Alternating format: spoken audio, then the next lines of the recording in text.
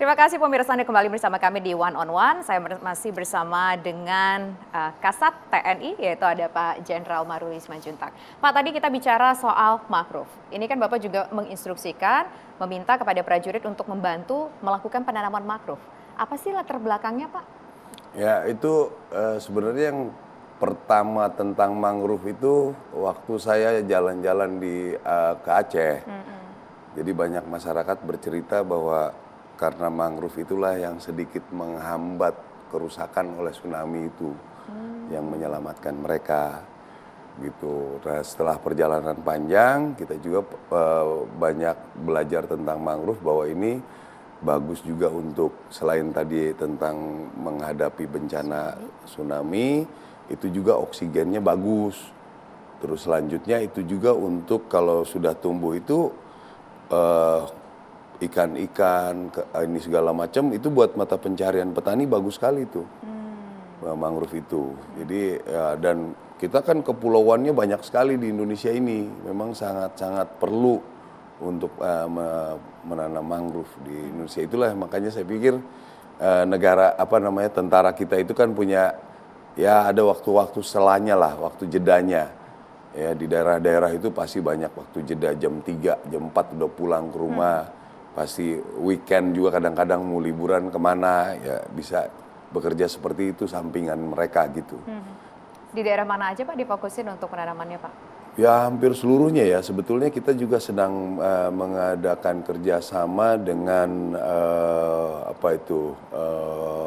pengelola gambut itu, gambut dan mangrove. Mereka sudah kita PKS untuk ikut bersama-sama untuk menanam mangrove. Itu jadi mulai dari Sumatera Utara, daerah Kepulauan Riau, Kaltara, dari banyak lah sampai di NTT, di daerah-daerah itu banyak yang perlu mangrove itu. Ya mudah-mudahan nanti kita bisa tingkatkan kerjasama, semakin banyak kita tanam mangrove. Gitu. Ini ada kaitannya nggak dengan sistem pertahanan semesta tadi? Ya sebetulnya kita mau ngomong ke sana juga sebenarnya. Jadi ya paling tidak kalau banyak mangrove-nya menyulitkan orang untuk mendarat di Indonesia. Gitu. Jadi jangan bisa nanti dia masuk dari mana saja. Kalau kebunnya ada mangrove di sini, dia kan harus satu titik ini kita bisa tahu dari mana dia akan datang gitu. Oke, ya, jadi cukup berpengaruh lah. Menjaga perbatasan juga, berarti ya, difokuskan sementara juga mungkin di daerah-daerah perbatasan ya Pak, untuk menjaga wilayah terluar Indonesia begitu ya Pak ya. Termasuk juga masyarakat di sana jadi punya kehidupan kan, jadi tidak jadi daerah kosong gitu di daerah-daerah itu. Gitu. Karena Indonesia memang sangat luas sekali ya Pak, yang membutuhkan tentunya support juga dari TNI untuk membantu penanaman mangrove tadi untuk mata pencarian mereka, menjaga wilayah Indonesia. Nah, kalau tidak salah ketika Bapak dulu kita beralih ke topik lain nih Pak, kalau tidak salah ketika Bapak menjadi Pangkostrat, Bapak itu saya ngeliat catatan Bapak pernah memberikan bantuan lampu solar cell ya untuk masyarakat. Tujuannya apa sih Pak? Ya itulah memang, jadi saya juga udah menyarankan supaya kita dikasih kesempatan untuk ikut membantu pemerintah dalam membantu daerah-daerah tertinggal. Jadi kita kan sering, yang tadi saya sampaikan, sering jalan-jalan di daerah. Jadi daerah itu jam 6 udah nggak ada orang, udah nggak ada lampu itu. Nah apalagi di Papua sana. Jadi saya pikir kebetulan ada yang teman juga yang punya solar cell, ya kita upayakan pasang di sana. Ya itu sangatlah membuat mereka senang sekali itu dapat lampu di sana.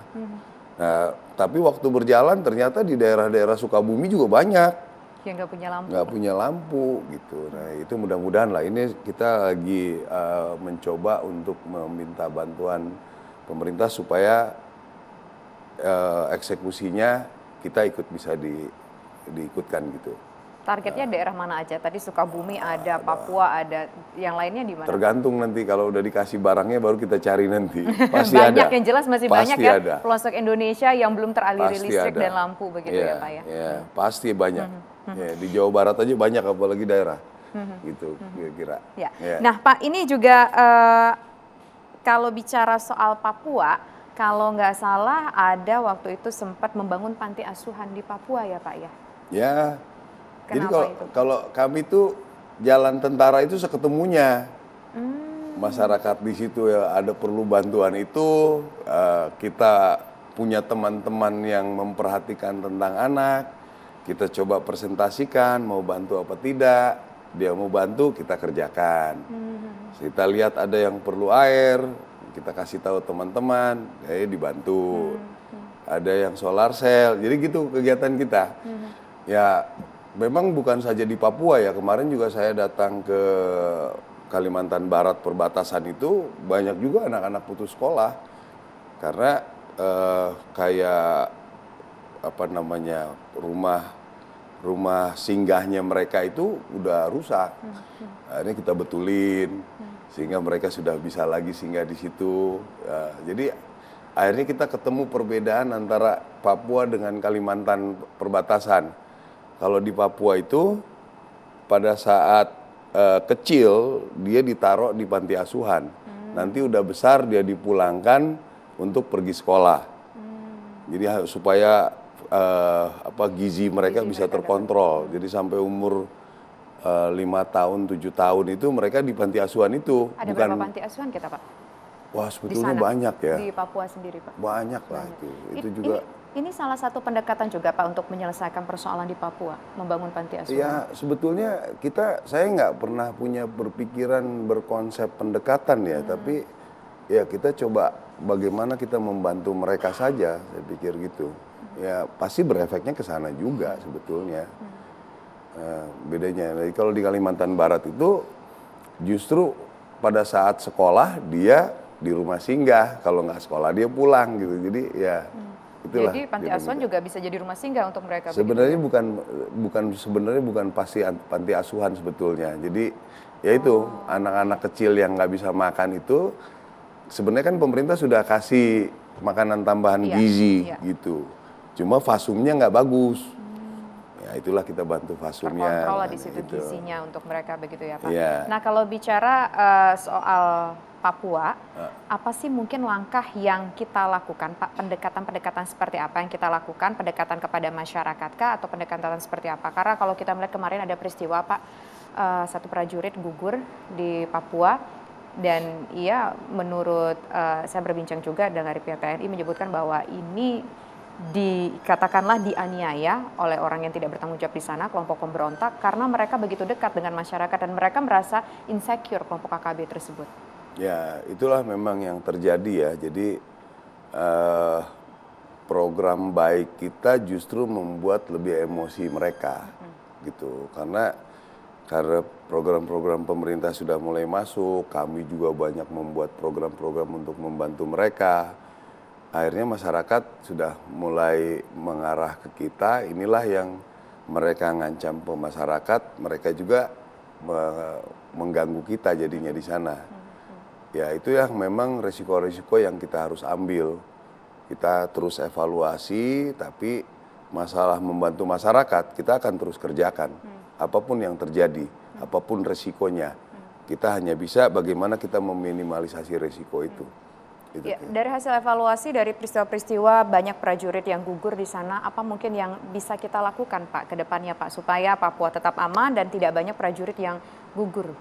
Ya sebetulnya itu yang tadi sempat saya singgung, kita sudah berapa kali, saya pikir respon sudah ada, lagi proses bagaimana pembangunan pemerintah itu bisa berjalan dengan baik di sana. Ya karena sebenarnya tugas kami kan menjaga supaya program pemerintah bisa berjalan dengan baik gitu. Tapi kalau programnya nggak berjalan, apa yang kita jaga? Itu. Jadi kami mencoba menawarkan diri supaya program-program itu kita kerjakan. Jadi ini kan kita melakukan operasi lawan gerilya. Mereka melakukan gerilya untuk mengambil. Poin utama dari melawan gerilya adalah memenangkan hati rakyat.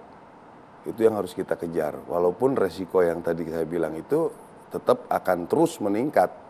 Itu yang harus kita ambil dan kita terus akan berusaha untuk sampai meniadakan risiko untuk menjalankan ini. Gitu. Baik, perbincangan nanti akan kita lanjutkan kembali usai jeda berikut. Kami kembali sesaat lagi.